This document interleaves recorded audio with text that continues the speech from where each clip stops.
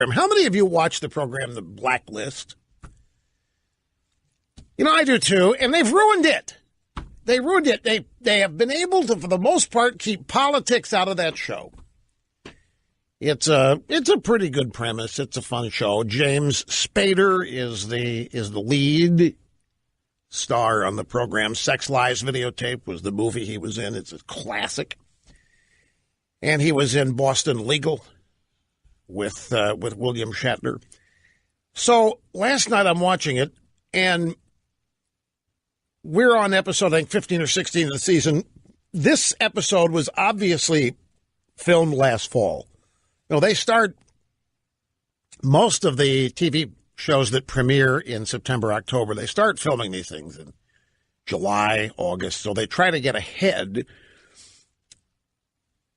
and get a bunch of shows in the can so they can stay ahead. And I'm sure that it happens to Homeland.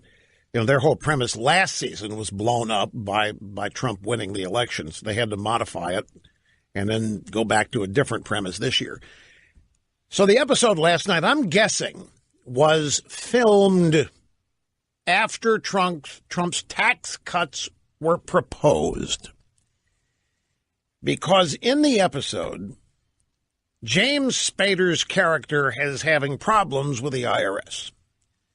He's going to be audited. So the auditor shows up, and Spader is trying to work a deal with the building that he owns to have it burned to the ground before the audit can take place so that his records will go up in smoke so that there can be no audit.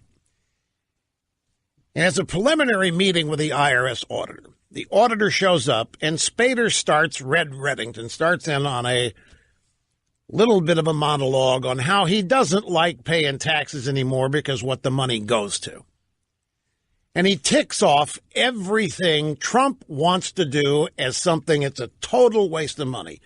I don't think so. Build a wall to keep decent human beings out of our country. I don't think so.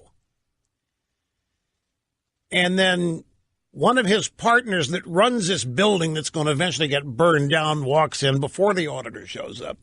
You know, they told us this tax cut, Red, it's going to kill us. Guys like you and me are going to get killed in this thing. Nobody's getting a tax cut except the 1%.